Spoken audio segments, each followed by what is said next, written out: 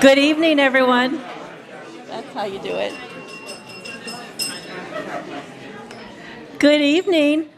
Welcome to Preservation Connecticut's 2022 Preservation Awards Ceremony. I'm Jane Montanaro, Executive Director, and I'm delighted to welcome you to tonight's program here at the beautiful, historic New Haven Country Club. Tonight's event is made possible by the generous support of our sponsors, led by our 4 Ionic sponsors, Hoops, Morgenthaler, Rausch, and Scaramoza, LLC, Neil Hawk Architects, Paul Bailey Architect, MJ Agostini Realtor, Remax Right Choice, and to our additional 32 sponsors shown here and highlighted in the program book. Thank you, thank you.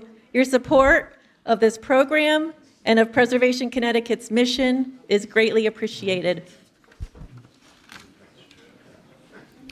So now I have the pleasure of turning the mic over to Caroline Sloat, Preservation Connecticut's board chair.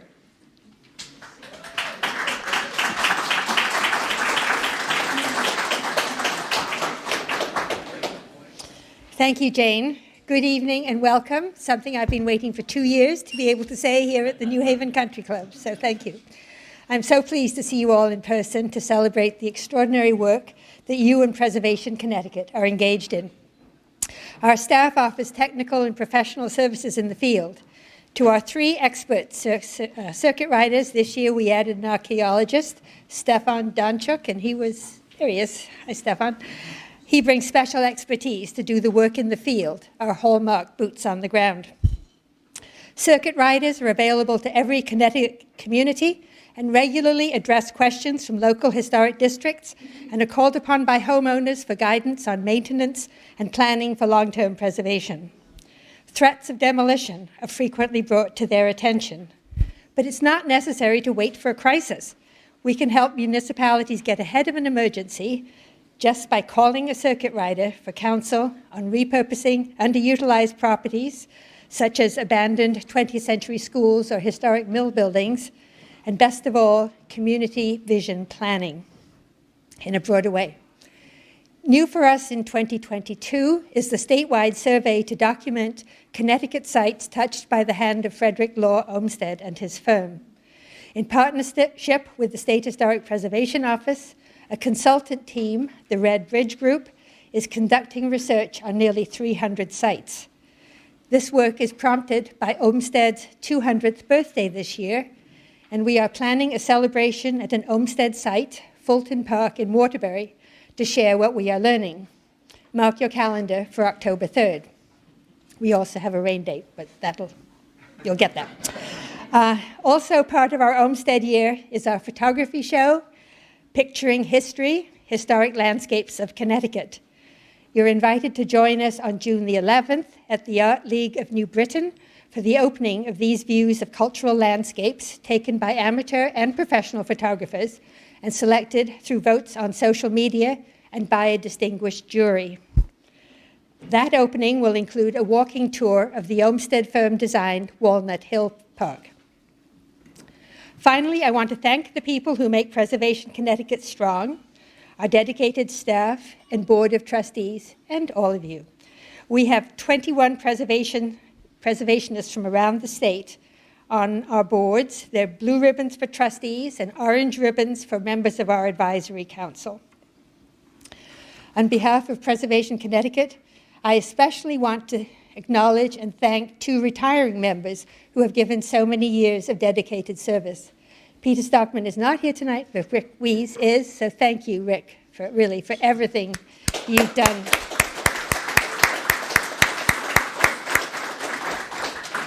And I, at this time, would like to offer a warm welcome to our new incoming trustees, Jeffrey Kaufman and Peter Roos.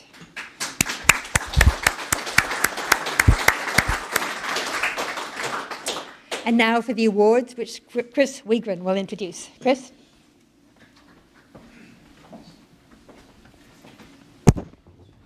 Thank you. In the preservation business, we often deal with threats and dangers and disintegration and emergencies, and so it's especially good to have an evening when we can celebrate good news, good stories. So for this year's Merit Awards, we have a video presentation that you can see, and then following the video, we'll call the recipients up to the stage for photographs and applause.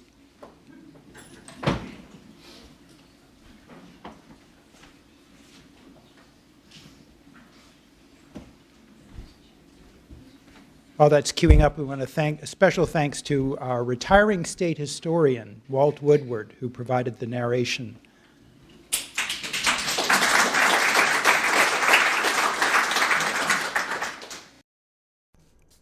The board and staff of Preservation Connecticut are proud to present the Connecticut Preservation Awards for 2022. Although the coronavirus pandemic continues, life is slowly taking on a more normal aspect again. As that process unfolds, we recognize the many ways that historic places contribute to the life of our communities. As places to live, work, play, worship, or create, they can provide shelter, conserve resources from the past, and remind us of who we are and where we come from. In other words, preservation is for people. This year's Awards of Merit recognize historic places reborn, reimagined, or reinvigorated to serve their communities and the people in them in new, exciting ways. Here are this year's recipients.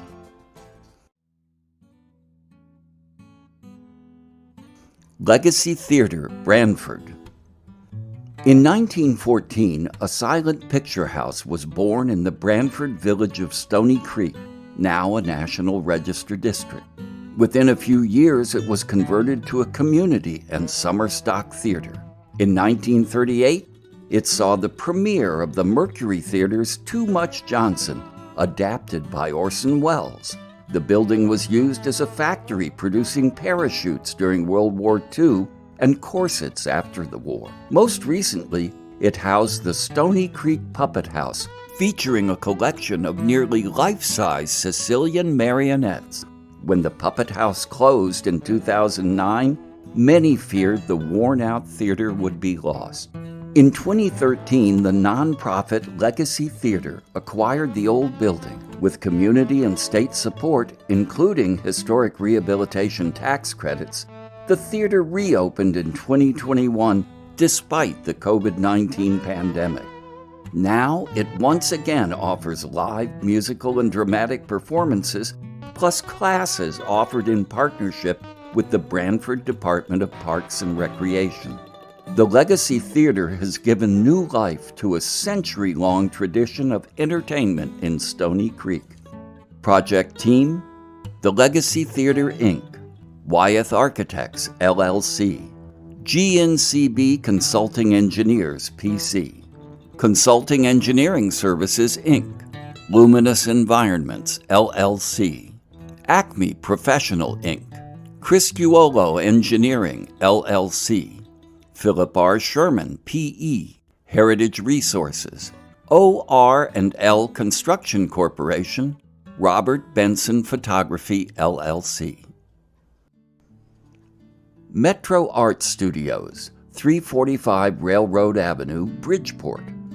Metro Art Studios is located in the historic Crown Corset Factory building built in 1909 in Bridgeport's South End. After standing vacant for many years, the three-story building has been renovated for artist studios plus a gallery. The features that made the structure ideal for manufacturing, its narrow footprint, lofty ceilings, solid wood floors, and 90-inch-high windows give it space, solidity, and ample light that are also perfect for studios. A mix of restored original elements, salvage pieces from other buildings, and modern fixtures inspired by traditional designs meld to evoke the building's manufacturing history. The building reopened in November 2021 and by January of this year, a vibrant mix of artists and musicians filled the 34 studios. This project reinforces other revitalization efforts nearby, including the merger of the Payer College of Art with the University of Bridgeport and designation of the South End as an arts and entertainment district. It shows how private parties with a love of old buildings, determination, and the interest of potential tenants can reuse once vacant space and create new energy. Project team: Michael Villani and Douglas Hartman, Jane Davila, Metro Art Studios, Roger W. Braley Architects, CJ's Construction Service, LLC, Avila Electrical Services, LLC, Connecticut Community Bank, Break Fire Protection, Inc., CT HVAC, Inc. Clover Gardens, Hartford. 4 buildings in Hartford's Asylum Hill neighborhood have been returned to residential use by the nonprofit Chrysalis Center. 3 were grand houses built in the late 19th century for members of Hartford's business elite, and later part of a charter school. The 4th, an apartment house from the 1920s, was deteriorated and underutilized. The complex now offers 32 apartments. 8 are marketed as affordable, and another 8 will house clients from the Hartford nonprofit HARC, which provides services for individuals with intellectual disabilities.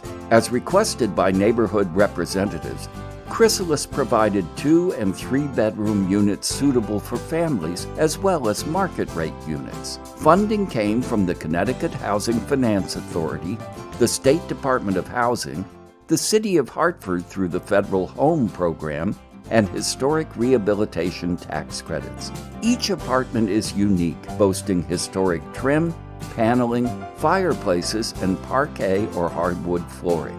Similarly, the landscape design retains an individual appearance for each building to avoid an institutional appearance. This project exemplifies how historic preservation and affordable housing work together. Project team: Clover Gardens Limited Partnership, LLC, Chrysalis Center, Inc., and Chrysalis Center Real Estate Corporation. HARC, Inc., Cross Key Architects, LLC, James K. Grant Associates, Long Consulting, LLC, To Design, LLC, Enterprise Builders, Inc., Connecticut State Historic Preservation Office, National Park Service.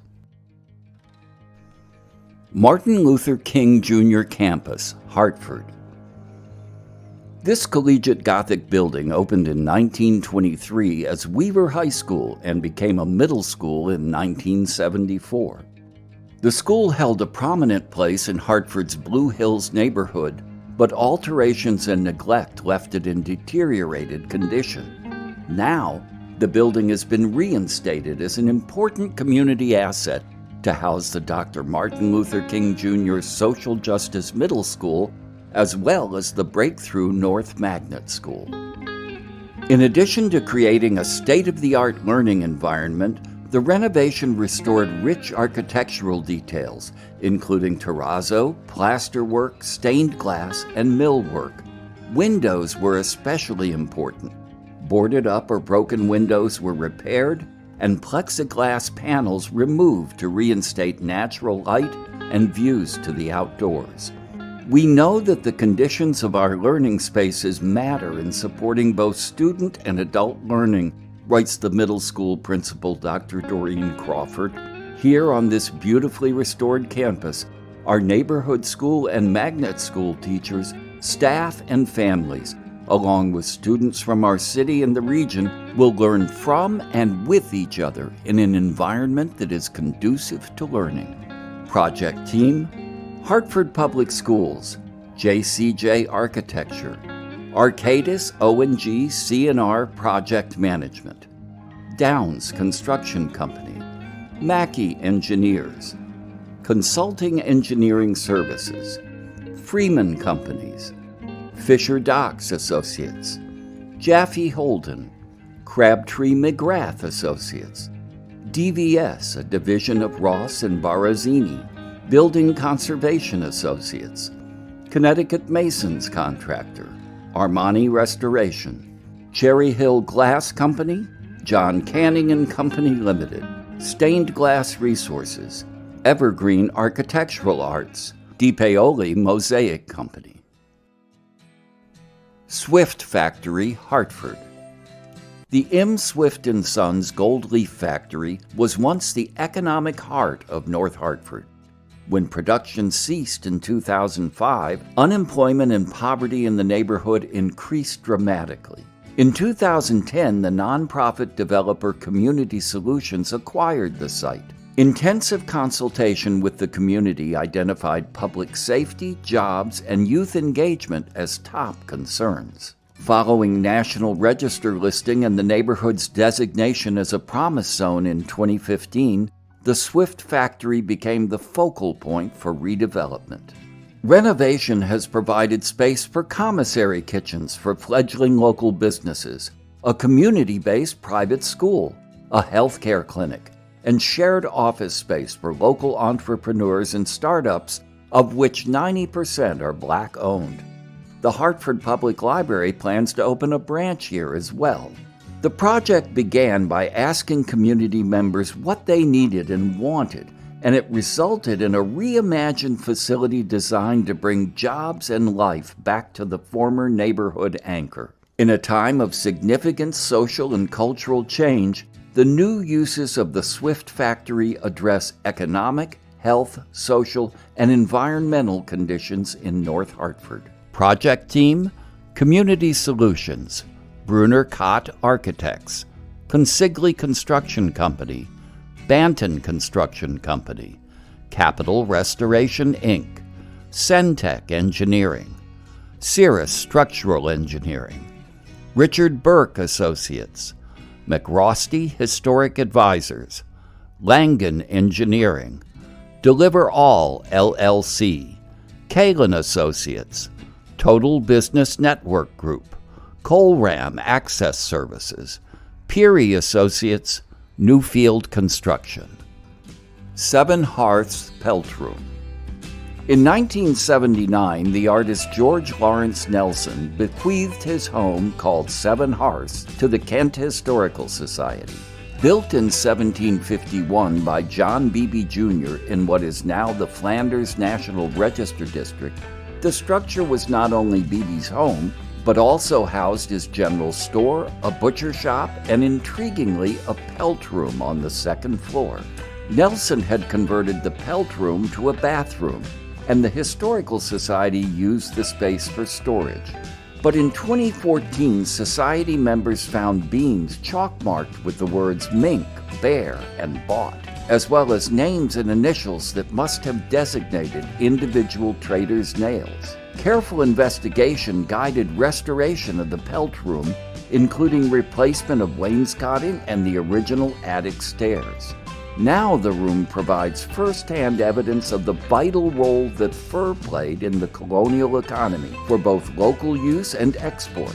In today's world, when wearing fur is mostly taboo, this provides an opportunity for visitors to put themselves in the place of early Americans rather than to judge them by today's standards. Project Team, Kent Historical Society, Jeffrey Morgan, Roger Gonzalez, Hudson Valley Preservation, Mark Peterson, Zordon Brothers. Norwalk Art Space. The first Church of Christ Scientist was built in 1935. After falling into disuse, it became an Oriental rug store, but lawyer and civil rights activist Alexandra Corey recognized the building's potential as a center for the arts, promoting local artists, enhancing educational opportunities for underserved students, and providing a welcoming space for the public to enjoy art and music. Alexandra's program included resident artist studios, an art gallery to exhibit their work and that of others, a classroom where resident artists would teach, and a cafe serving both the facility and the neighborhood. Sadly, Alexandra died before construction was completed, but her ambitions were realized. Today, the building hums. 4 resident artists occupy the studios, and in exchange offer art classes for community children free of charge. Activities include art and jazz classes, the cafe, and exhibitions in the gallery and an outdoor sculpture garden. The one-time church is now a vibrant community art hub, serving as both a physical and symbolic manifestation of ambition, community outreach, artistic expression, and inspiration for all. Project Team, Alexandra Corey. The Norwalk Art Space, Frederick William Hogue Architect, LLC. Wesley Stout Associates. A.V. Tucci Builders, Inc. DiStefano and Chamberlain, Inc. C.J. Starr Barn, Stamford. A barn from a 19th century estate has found new life as part of a city school. Built about 1860 for businessman C.J. Starr and expanded about 1880, the barn later became a gymnasium for Sacred Heart Academy and was listed on the National Register. In 2014, the Academy property was sold to the city of Stamford for development of a new K-8 school. A conditions assessment revealed that the barn was usable but needed substantial structural reinforcement. A new load-bearing foundation and framing were installed on the interior, leaving the exterior dimensions, siding, and trim unchanged and allowing the walls to be insulated for energy efficiency. Windows were restored to match the shapes and locations shown in an historic photograph. A different approach was taken on the south wall, where framing shows how the original barn was expanded. Adding a steel-framed wall on the exterior allowed this unusual feature to remain visible on the interior. It provides a vivid lesson about historic construction and reuse to students and community users in the new multi-purpose space. Project Team, City of Stamford, Stamford Historic Preservation Advisory Commission, State Historic Preservation Office, Stamford Historical Society, Perkins Eastman Architects, BVH Integrated Services, Malone and McBroom, Richter and Segan, D'Agostino and Associates, Diversified Technology Consultants, DVS Security, Accentech, Atelier 10, Cronenberger and Sons Restoration. Congratulations and thanks to all these awardees for their hard work and their contributions to the preservation of our state's historic built environment. To learn more about Preservation Connecticut and these award recipients, visit preservationct.org.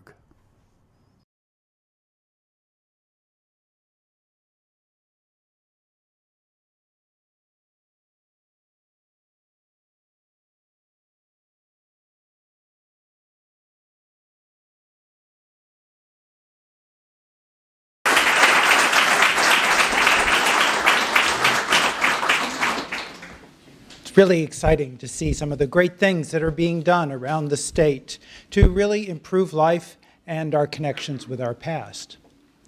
Now we'll call each team up. You've seen the names. We made a point several years ago to ask nominators to list as many people as they liked who were involved with the projects, because it's more than just a client or a client and an architect who needed to carry out one of these jobs. So we will start with the Legacy Theater in Branford. I'm sorry your video got cut off a little bit at the beginning. That was the first project we saw. The former Puppet Theater converted to the Legacy Theater. So everyone who was involved with that, please come up. We have certificates.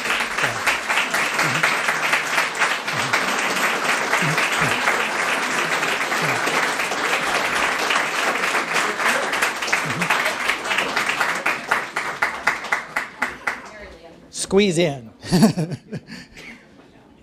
We've printed up certificates for everyone whose name was provided by the nomination, not with the nomination. So, yeah.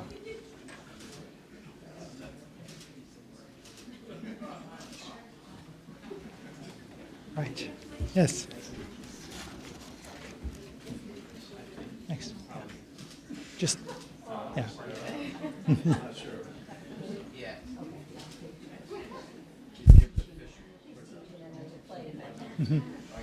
That's a good one. Yeah.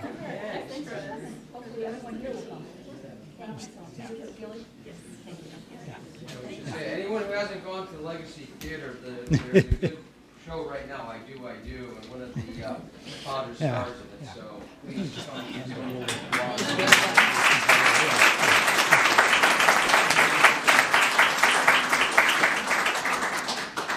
Metro Art Studios in Bridgeport, the former corset factory.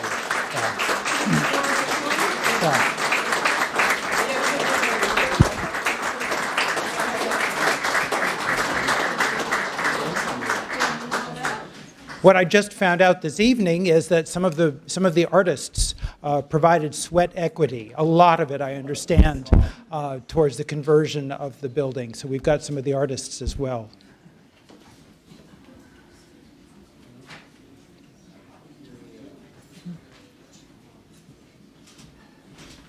Here we go, one.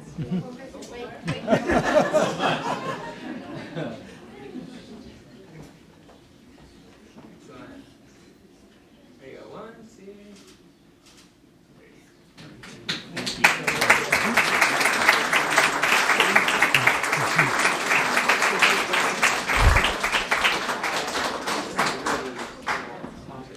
Okay. Next, Clover Gardens, Hartford. The 3 houses and then an apartment house converted. Yes.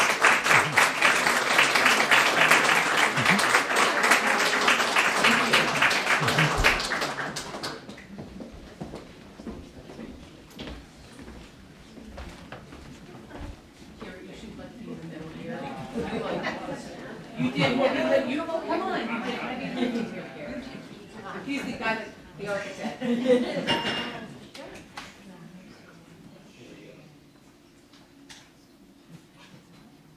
it is, one, two, and again, one, two.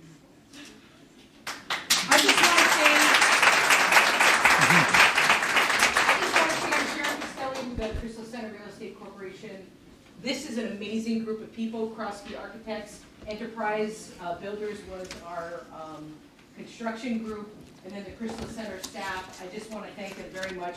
This was a very difficult project with significant community opposition, but you can see how this came out to give some folks with disabilities a place to live forever. So thank you guys, Preservation Connecticut.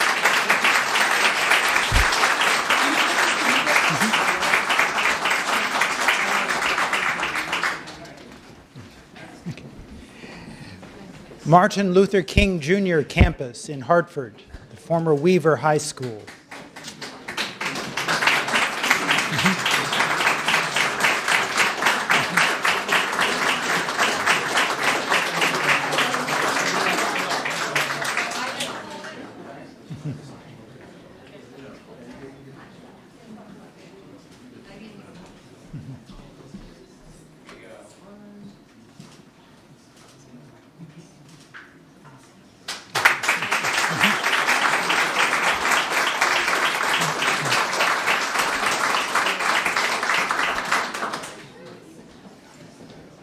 The next is the Swift factory in Hartford.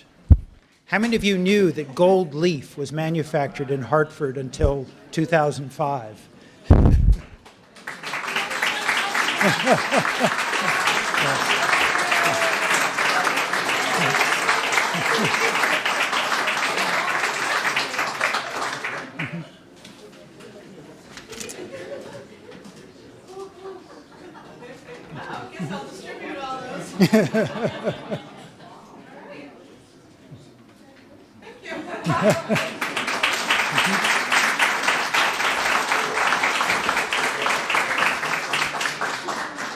The Seven Hearths Pelt Room in Kent.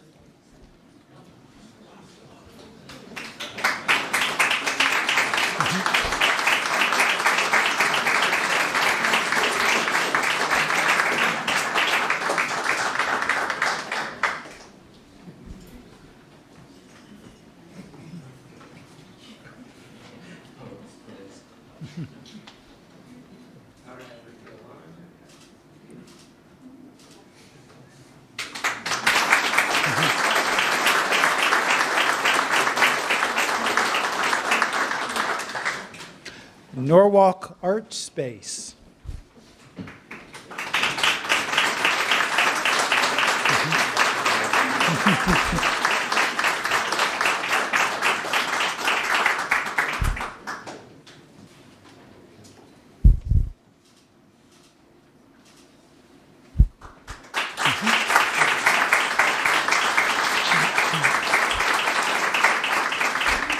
And finally, the C.J. Starr Barn in Stamford.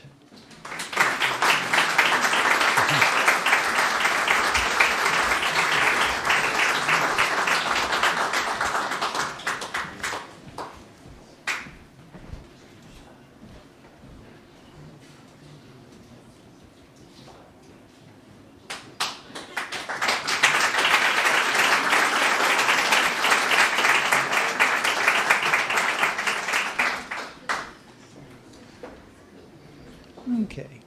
Can we have one more round of applause for all our award winners?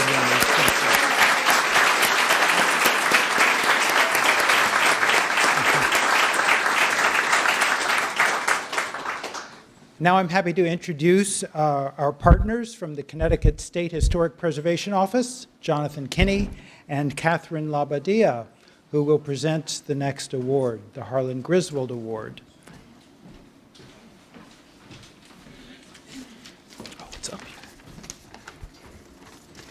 Good evening, everyone. Congratulations to all the winners this evening.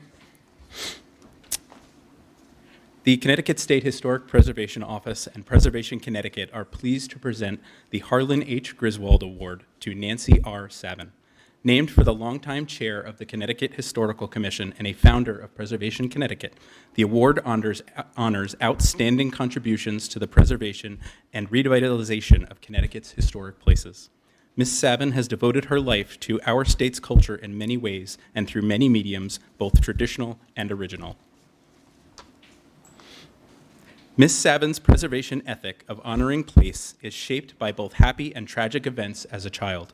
She fondly remembers her childhood days spent in a Russian Jewish farm community in Chesterfield, Connecticut, as well as the horror of being a young survivor of the Hartford Circus fire. Both left a permanent impact on her understanding of the importance of place and honoring it.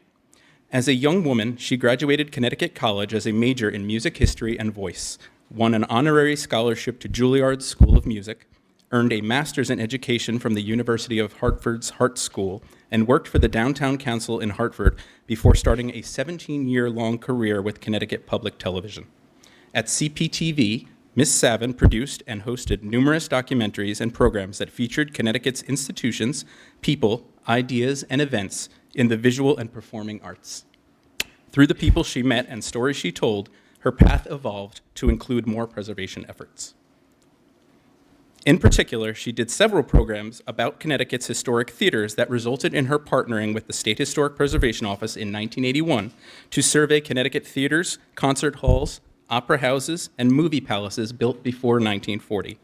The survey identified more than 100 properties, and it served as the impetus for nominating many of them to the state and national registers of historic places. Her love of these places also led to her founding the Connecticut Association of Historic Theaters, the first statewide organization dedicated to returning Connecticut's historic theaters to public use. In this role, she brought together the owners of these grand buildings to exchange ideas and support each other with preservation efforts. This organization played a pivotal role in preserving Torrington's Warner Theater in the early 1980s and Manchester's Cheney Hall in the early 1990s. Ms. Savin continued working as a freelance producer and writer for CPTV at the turn of the century, creating award-winning short features such as Saving New Canaan's International-Style Architecture, Outdoor Sculpture at Risk, Historic Preservation in Connecticut, and the Merritt Parkway. During this time and until recently, she also served on the board of directors for the Merritt Parkway Conservancy. She is very proud of her involvement in the celebration of the Parkway's 75th anniversary in 2015, as well as her personal connection. She was born while her uncle's construction company was building this historically significant piece of infrastructure. With the Historic Theater Survey, Ms. Savin learned that all good preservation efforts begin with knowing what you have, and so she initiated another important architectural survey of Jewish congregations in Connecticut during 1991. That survey resulted in the listing of 16 synagogues on the National Register of Historic Places, more than in any other state. This survey also was important personally to Miss Savin, who fondly remembered the synagogue she used to walk to from her grandmother's farm in Chesterfield. The New England Hebrew Farmers of the Emmanuel Society was founded in 1892 with support from the Baron Maurice de Hirsch Fund. The Farmers of the Emmanuel Society was described in 1910 as the largest and perhaps most well-known Jewish settlement in New England. At that time, approximately 90 families devoted to agriculture, dairying, and hosting summer boarders were reported. The community started to decline during the 1930s, and the synagogue was destroyed by arson in 1975. However, the ruins of this building and the archaeological deposits from the departed community still remain. This place reminds us that we are not the first generation to experience opportunity or endure adversity. Miss Savin honored this community with the installation of a monument made from Mount Rushmore granite in 1986, adjacent to the synagogue foundation.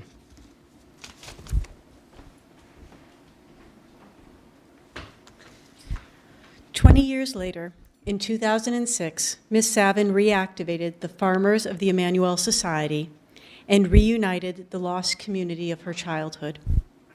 Preservation is about places like this, where we have a sense of belonging and that remind us of who we are and where we have been.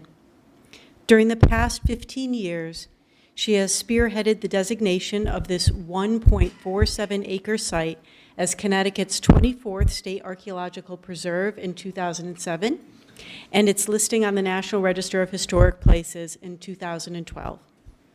The site welcomed a University of Connecticut Archaeological Field School in 2012 and has used several grants from the State Historic Preservation Office to develop preservation plans to manage the property, as well as capital improvement grants to rehabilitate what remains. My office works under the guiding principle of shared stewardship, and Miss Savin, or Nancy, has taught me what that means. I came to know her through her efforts at the Synagogue and Creamery site and watched her pull together partners from obvious and less obvious places to assist in maintaining and protecting the property.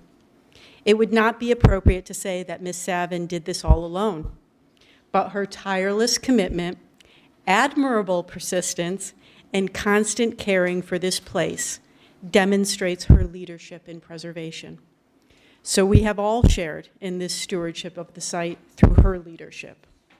And while many would be content at stopping here, Nancy has ensured the future care and preservation of this property by arranging for its transfer to the Archaeological Conservancy. The Conservancy is a nonprofit organization established in 1979 that acquires, maintains, and manages archaeological sites throughout the United States with the goals of preservation and education. This transfer is in keeping with something that Harlan Griswold once said, quote, "To me, preservation is about my grandchildren, is more about my grandchildren than it is about my grandparents." Through her selfless preservation efforts, both small and large, Nancy R. Savin is helping to build a better future for our children and grandchildren. The State Historic Preservation Office and Preservation Connecticut are honored to present the Harlan H. Griswold Award to Nancy R. Savin for her outstanding contributions to preservation in Connecticut. Thank you.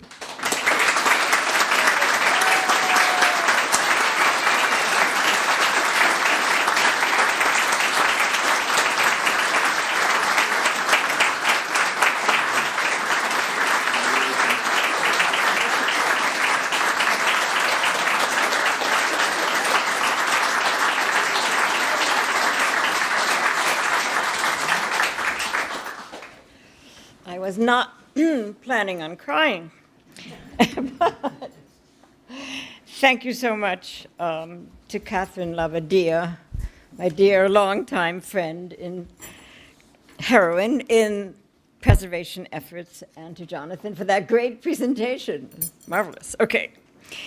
And it's a huge pleasure, as you can imagine, to be here. Is this the correct position? So it's clear? Yes.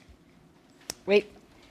I've got a cable to contend with. All right, so I am thoroughly honored, and I'm thoroughly amazed, and I'm thoroughly grateful, and I offer my heartfelt congratulations to the rest of the preservationists in this room who have just received their awards. So, for them.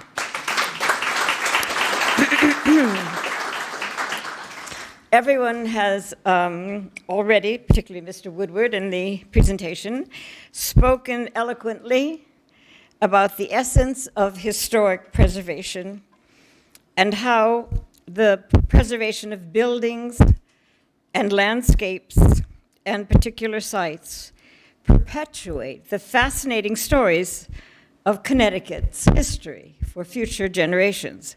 More than that, it contributes to the fabulous fabric that we live in today of past and present and this wonderful mix that is energized by the spirit of the past. And of course, these stories all represent people who once lived and who once worked and who once loved this state and did what they did, and we're very happy to honor them and remember them. As you all well know, probably too well, it takes a great deal of strategizing and negotiating and effective communications among private, public entities and businesses and organizations to get anything done at all. And so it has been my privilege to work with so many of you and so many institutions in achieving some of the things that Catherine enumerated. I didn't know whether I'd have time or not, but I think I do, too. Because I was at the end of a long line. I didn't want to keep you because it's been a wonderfully exciting evening, but I think I do have time, yes, to thank people for their cooperation, their excellent friendship. And this has been in my work on behalf of the New England Hebrew Farmers of the Emmanuel Society. And what I did, I suppose, at Connecticut Public Television and the historic synagogues. But before I list their names, I want to tell you something about this name, this highfalutin name, the New England Hebrew Farmers of the Emmanuel Society. Oh, please. It turns out that when the Baron de Hirsch colony started in Chesterfield, there were a small group with my great-great-grandfather as the head of it, a small group that came from New York to Chesterfield because there was very inexpensive land. They had the opportunity to purchase land, to be landowners, something they could not have in the olden country, and to become citizens with freedom of religion and freedom for economics and freedom socially. And so they started off with a little Hebrew name, a society, Agudas Achim, which in Hebrew means a society of brethren, a community, actually, of brethren. But once they got to New England, and they were being aided and assisted by the Baron de Hirsch Foundation, which were actually German Jews who had come in the 1840s, were far more savvy and assimilated than my ancestors. They didn't particularly like the name Agudas Achim, and they said, let's change it to something more appropriate. So this particular agent had a name in mind. He actually printed it on the invitation to the May 8th, 1892 dedication of the synagogue. But our people didn't like that. They had something else in mind. So of the Emmanuel Society doesn't mean anything in particular. However, when you put together the New England Hebrew Farmers of the Emmanuel Society and think of it as an acronym, NEHFES, if you add the H at the end, actually spells out the Hebrew word for soul or spirit. And it was just perfect.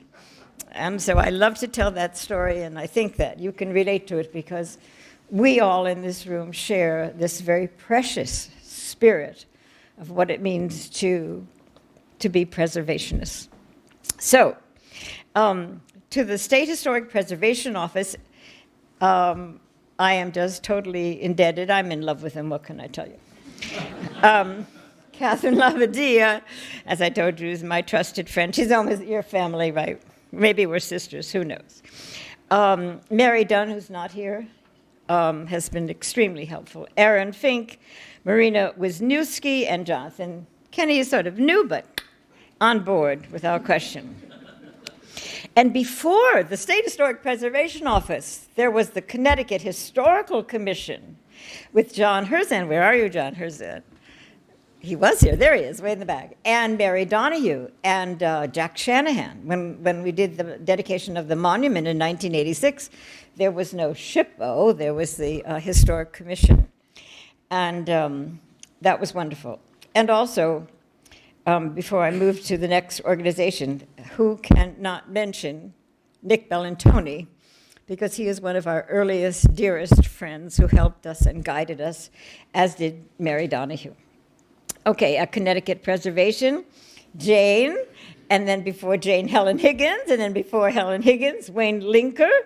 So I go way back, as you know. And Jordan and Stacy Vero, who actually wrote me the letter that said that our property, our little 1.5 acres, was now to be listed on the National Register of Historic Places in 2012. That was fantastic.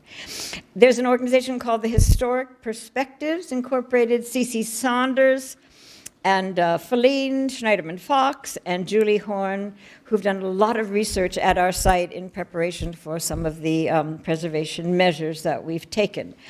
I'm happy to say that Beth Ackley, who has worked on our mikveh, which means a ritual bath, is here tonight. Where are you, Bethy? There she is. And so she's a great friend also.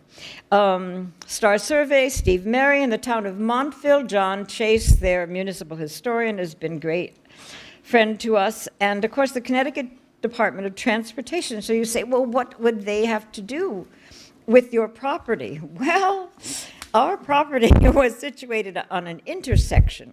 So you have two roads. Of course, you have the Connecticut Transportation Department, because they have been taking just a little bit of it even since 1928, but in the interest of public safety, it's okay, fine. Until they recently, 2001, actually purchased, long story I won't go into, but there was a piece of the property that was owned privately, and they purchased it because they were going to do improvements to the intersection to make it more safe, of course. They have since abandoned these plans, I'm going to tell you, and they now intend to close the intersection. We are working with them and Connecticut Preservation and SHPO to be sure that when they do whatever necessary construction ensues, that the Fragile Creamery Foundation will not be jeopardized. But I might as well tell you that it's our long desired wish, and who knows how much time this will take, to have that piece of property returned to the entire site. It's both parcels, the one that we owned and the one that the Department of Transportation owned, are part of the archaeological site, part of the National Register site, and we hope in the future will be part of the National Archaeological Site. So that will be all very good, and we are grateful to all of those people. As a child, I was very fortunate to have a lot of piano and singing and dancing lessons, not so much visual arts and architecture. Like, why didn't someone tell me that the Cedric Elementary School in West Hartford is one of the great Art Deco buildings in Connecticut? No. I mean, that didn't even float across my horizon. Or maybe when I performed at the Bushnell Memorial as a little kid dancing, did anyone say that this is one of the great Art Deco auditoriums in America? No, I don't think so. So I came to architecture and art, the visual arts, much later in life, but happily. And you might have even had said to me when I went to the little synagogue that you saw a photograph of, hey, Nance, see these beautiful Victorian fish scale shingles? How about this sunburst? I mean, nobody said this. This was not part of, I guess, what was important in that beautiful little one-room wooden synagogue. I just want to say to you that that was actually the first rural synagogue that Connecticut had ever built or was ever built in Connecticut. And it actually was the second synagogue designated as one in and of itself, rather than being converted from some other kind of a building. So I am going to move ahead to a wonderful question that somebody asked me. Well, how did you get interested in historic theaters?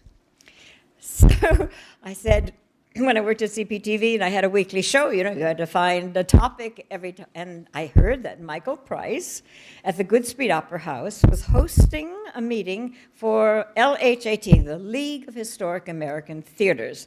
This was an organization that he had founded because he was dealing with a historic theater, and it had, specificities and particular things that he didn't really know how to deal with. And so he thought that other people would be in the same situation. He was totally right. Across America, there were opera houses and concert halls and movie palaces, and they all he thought would benefit from this kind of an organization. He was having a meeting of them all at the Goodspeed Opera House. I said, great, this is a great idea for a show.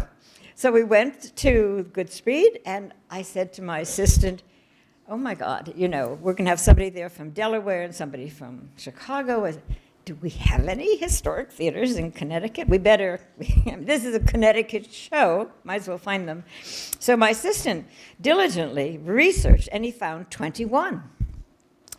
And we were all very excited. I mean, we knew the big ones, some of the movie palaces and so forth. And on tape, you can see Michael and me walking around the Goodspeed Opera House, and I say to him, Michael, we have 21 historic theaters right here in Connecticut. You should start a Connecticut chapter. And he said, no, you should. So I went to, went to Wayne Linker, who was your predecessor some time back, and he got a $25,000 USAID grant, and Naomi Klein did this marvelous research and came up with over 130 historic theaters, movie houses, palaces, small. The towns wouldn't have a performance space, so they had shops and offices, and then on top of the building, like in Derby, and they had a stage and a place for performances. I later did a television documentary, and I still love this story, and I hope you will too, of when we went to the Derby Opera House, and I noticed for the first time that under each seat, there was a wire frame, and you know what I'm talking about. The frame was for the men who were coming to the opera house for vaudeville or graduation ceremonies or a political rally or who knows what, to take their hat off and stick it safely under the seat so it wouldn't be damaged. Well, these are just precious, marvelous stories of Connecticut history that we don't ever want to lose. And I was lucky to find out, that Caruso sang at the Thomaston Opera House and whatever. I want to close by telling you my Merritt Parkway story, as alluded to. It's my claim to fame that I was born when my father was working on the Merritt Parkway with his brother, A.I. Savin Construction Company. They were one of 14. Of course, I thought he built the whole Merritt Parkway. But I learned later that he had not. So the story was that, my father lived in Hartford. He would drive down to Greenwich, Fairfield County, and back every single day. That was, and he would get up, construction people start early in the morning. So he would sleep pretty heavily at night, right? Okay, so my mother goes to the Hartford Hospital and has me in the middle of the night, 4 o'clock. And the next day, the doctor, the OGBY, calls and says, he called my father, and the phone rings, and it rings, and it rings, and it rings, no answer. Finally, my father answers the phone, and the doctor said, you have a beautiful baby girl. So that was really wonderful. But then the next day he went into my mother, he said, Mickey, he says, the way your husband sleeps. He says, I'm surprised you ever had this child. But I am here to tell you today that I'm thrilled that they did, and my mother and father, who loved Chesterfield and loved Connecticut, would be very happy to see this wonderful event. I'm very thrilled that it happened, and that I have my two lovely daughters, Johanna and Erica Wilhelm, here with me, and my cousin Elaine, I hope, still here. And I just wanted to say that it's been a privilege to be part of the preservation movement in Connecticut and to be here with all of you so very dedicated and hardworking people today. Thank you so much.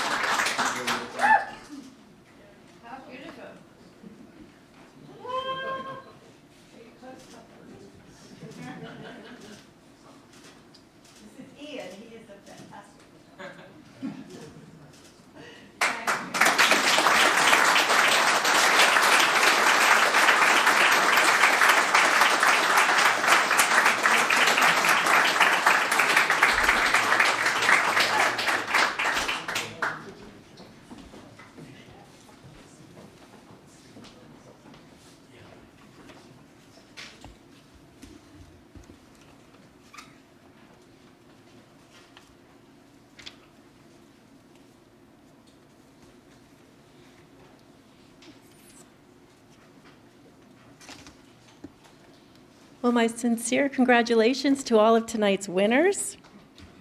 And I would like to invite all of the recipients to please arrange mini presentations at your project sites. We would love to come out and see the work in person and have, local press there, the mayor, all your friends and family, and we can do this again and get out around Connecticut and visit everyone. And big thank you to the Preservation Connecticut staff, who wear many, many hats besides professional preservation hats, as you see.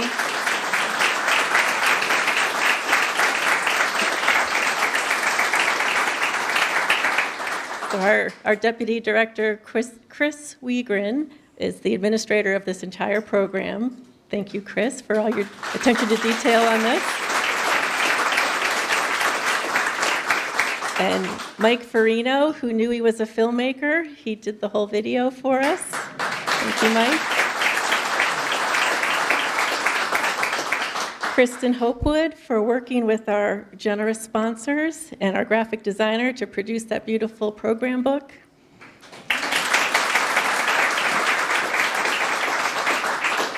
And for Jordan Sorensen, who coordinated literally everything else. Every single detail, she is on it. And thank you, Jordan. I'd also like to thank Fred Giangrande of the New Haven Country Club, and he's the impeccable staff coordinator here, and his staff, our videographer, Access Audio Visual Systems, and our photographer, Ian Chrisman. And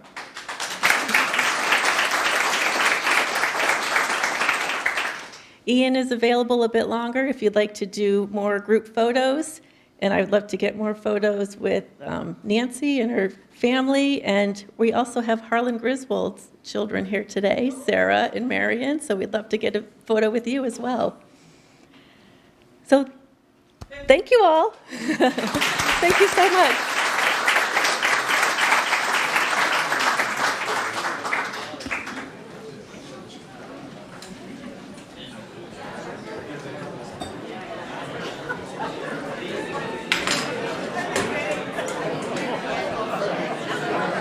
So good to see you. Very good.